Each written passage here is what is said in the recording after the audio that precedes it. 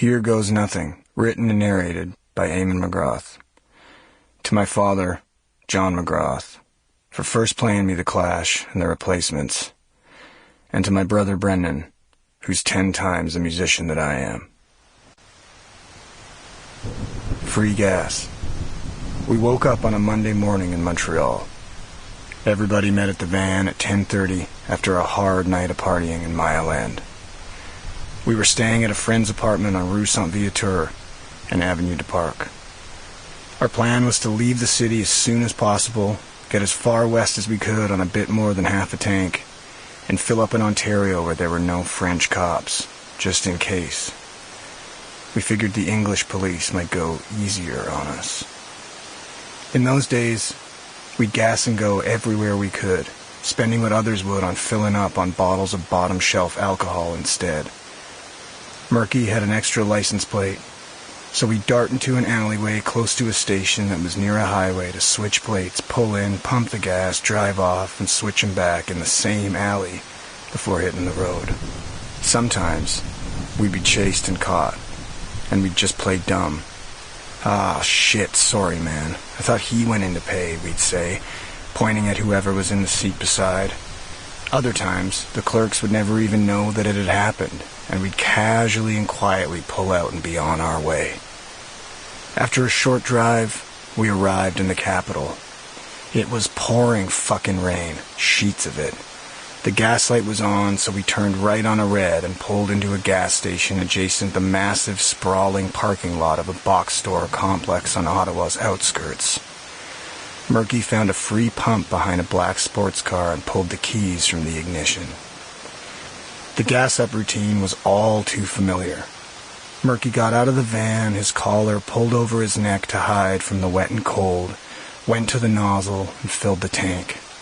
He climbed back into the van, coolly pressed his foot down on the gas, and with a "here we go," drove slowly through the empty parking lot of Canadian Tire.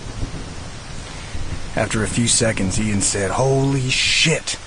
Behind us, the gas station attendant was barreling through the parking lot in a full tilt, holding onto his hat as he blazed through the storm. What the fuck? Murky even hit the brakes for a second to get a better rear view and give him a minute to catch up before calmly accelerating. It was like dangling a carrot in front of a mule. We were howling. I was laughing so hard my stomach hurt. This poor, helpless gas attendant rocketing through the lot without a hope in hell of catching up to us. Yet his enthusiasm was visceral.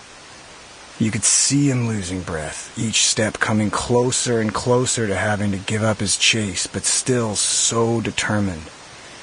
At the time, it was hilarious. Our lungs and ribs ached with laughter. Murky must have been going about 10 clicks when he pulled up to the turnoff to hit the freeway.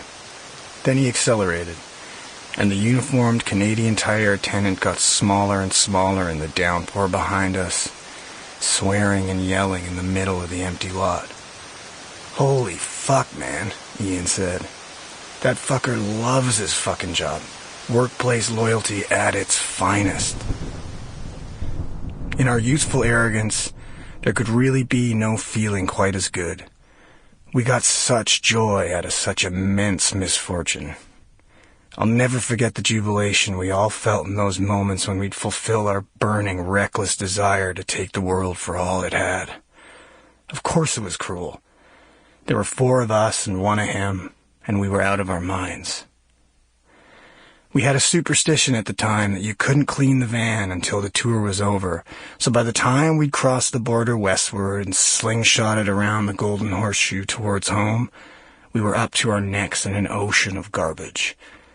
In our minds it was the same as shaving a playoff beard.